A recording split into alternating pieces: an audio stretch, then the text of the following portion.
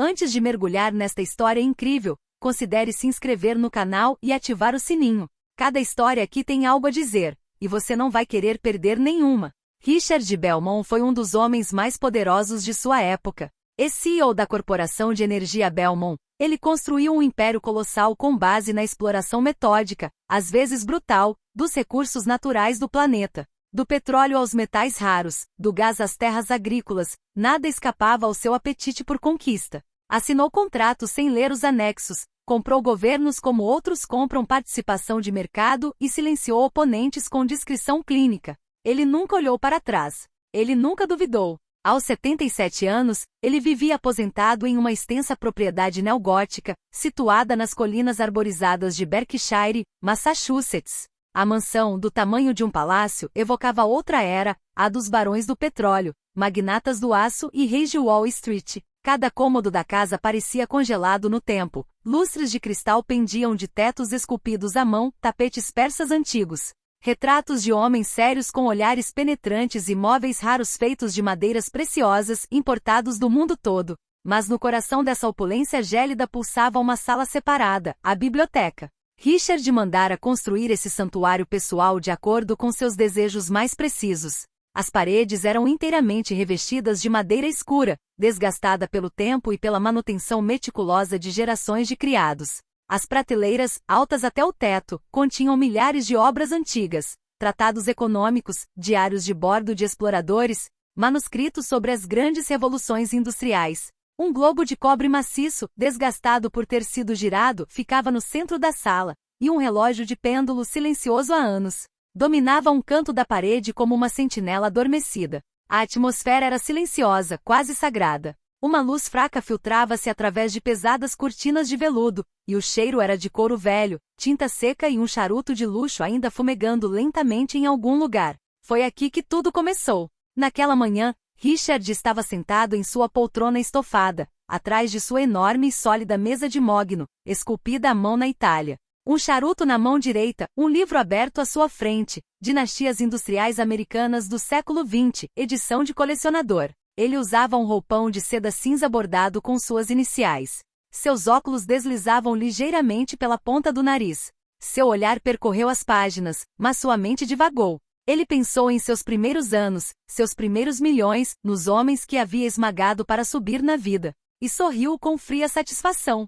Gregory, seu fiel mordomo por mais de 30 anos, acabará de lhe trazer uma xícara de chá preto em porcelana fina.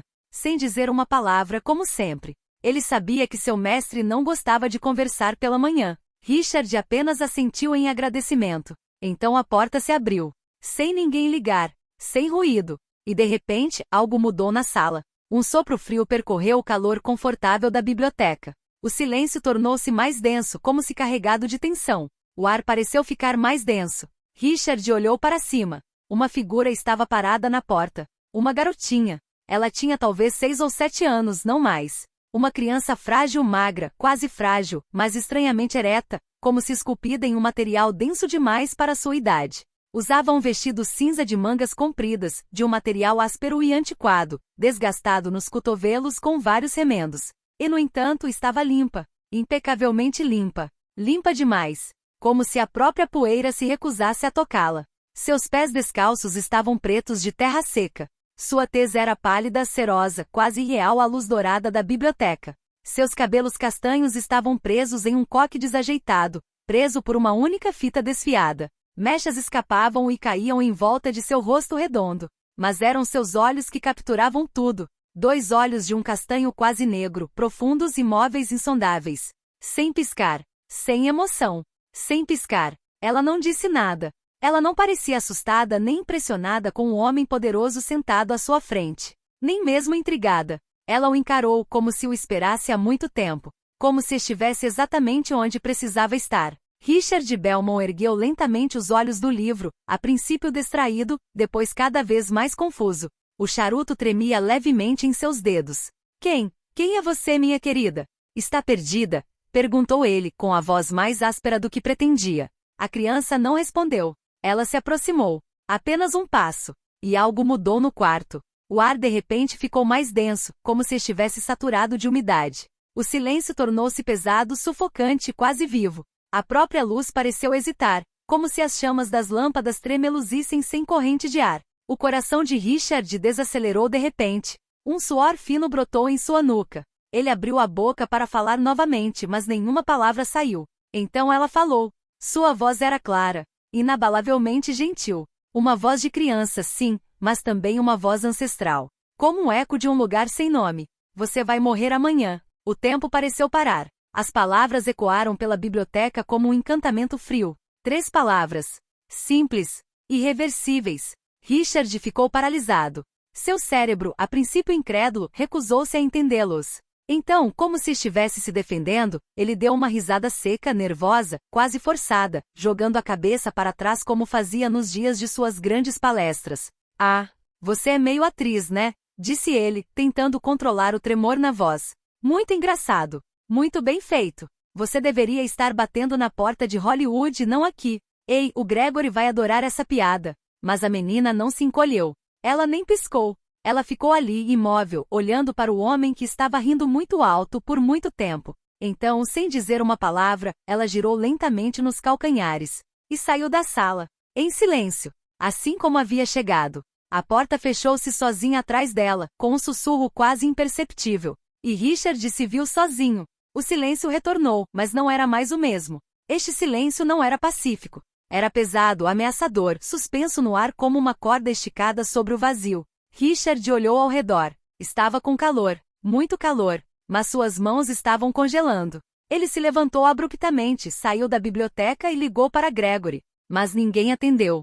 A voz ainda ecoava em sua cabeça, clara e doce. Você vai morrer amanhã. Por horas, Richard tentou entender. Imediatamente mandou chamar Gregory. O mordomo, sempre calmo e eficiente, jurou não ter visto ninguém entrar ou sair. Permanecerá na ala de serviço e só saíra da cozinha para trazer chá. Afirmou que a porta da biblioteca estava trancada quando saiu.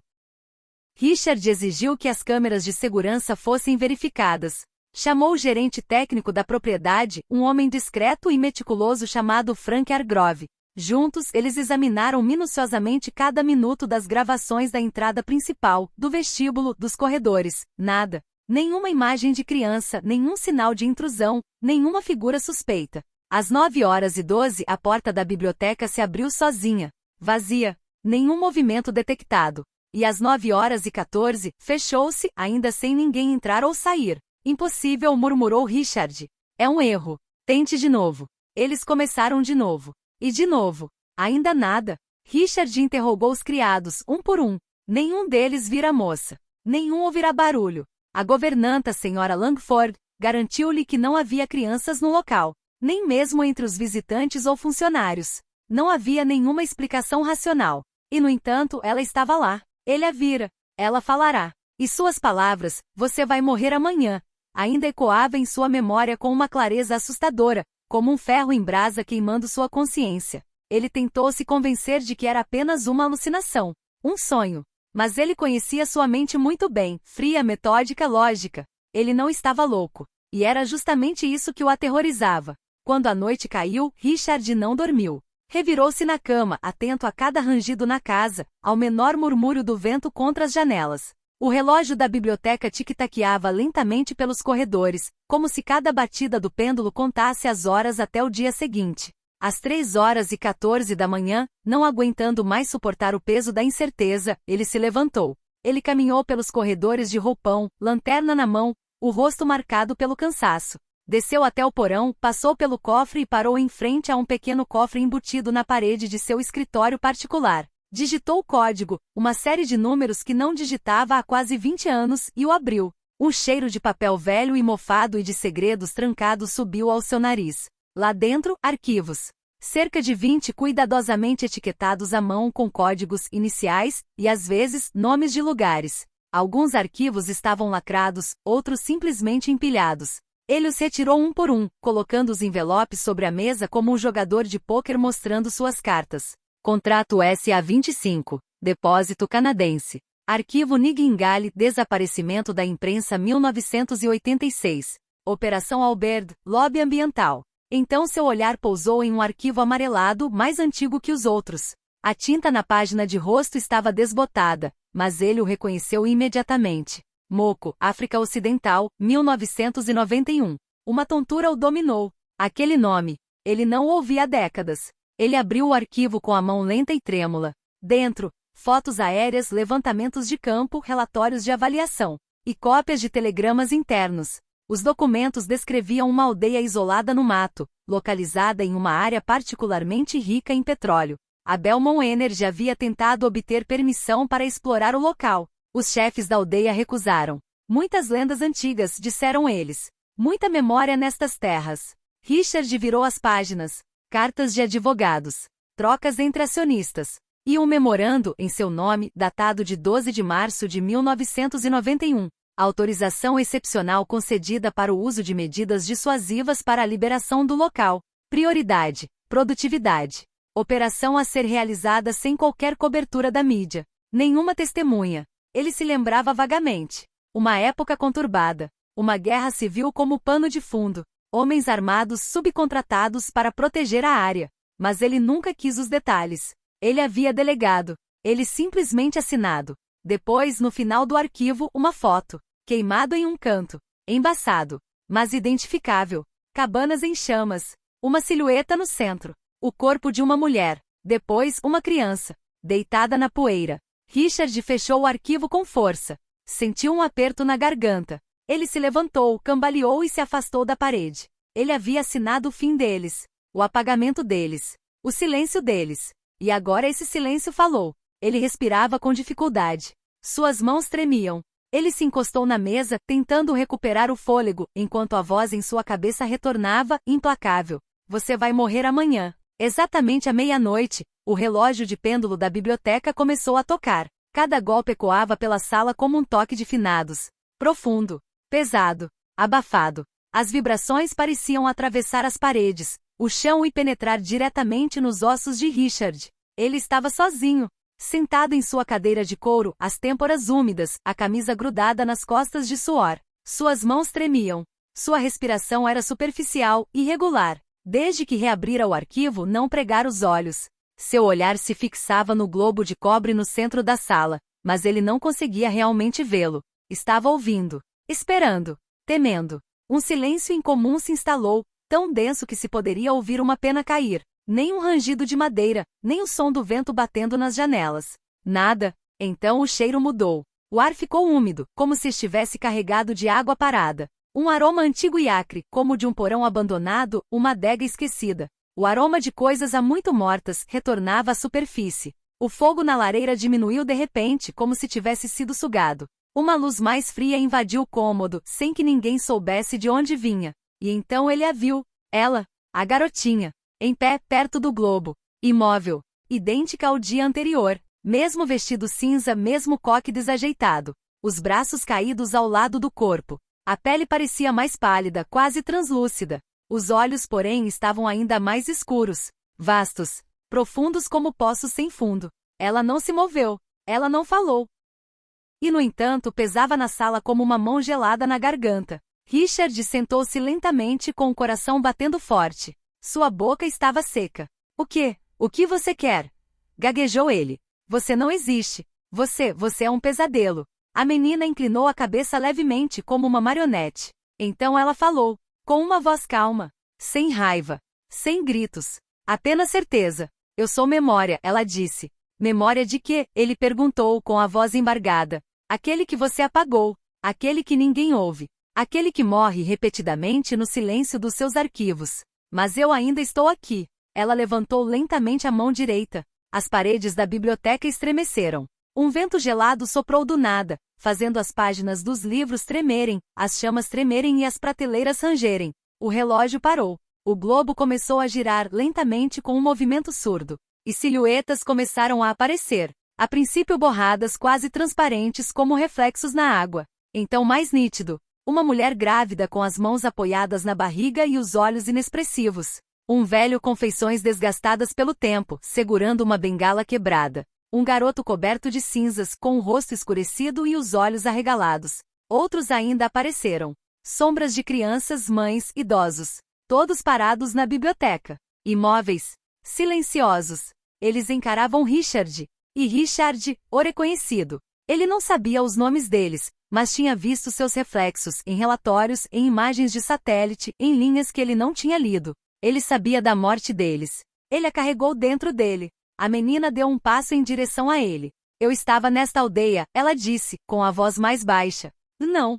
Você assinou nossa sentença de morte. Você virou a página. Mas nós nunca viramos. Richard chancela. Suas pernas cederam. Ele caiu de joelhos com um estrondo. As sombras continuaram imóveis. Elas o envolveram em seu silêncio. Eu não sabia. Eu não queria isso. Ele gaguejou. Ele levantou as mãos em direção à garota. Eu pago. Eu conserto. Desculpa. Desculpa. Suas lágrimas fluíam agora genuínas. Pela primeira vez em anos, Richard Belmont chorava. Não por sua reputação. Não por seus bens. Mas por aquilo de que ele vinha fugindo a vida toda, a verdade. A menina olhou para ele por um longo tempo. Então ela repetiu sem ódio. Como um julgamento já feito. Você vai morrer amanhã. Ela colocou uma mão pálida sobre o coração, sem tirar os olhos de Richard. E será justo. No mesmo instante, o relógio recomeçou a funcionar. Uma única batida do pêndulo. As chamas voltaram à vida na lareira. As silhuetas desapareceram uma a uma, sugadas pelas sombras. E a menina desapareceu. Somente Richard permaneceu, ajoelhado no tapete, abalado pelos soluços, sozinho, encarando o passado que finalmente havia surgido para falar. Na manhã seguinte, às 7h04, Gregory abriu a porta da biblioteca, como fazia todos os dias nos últimos 15 anos.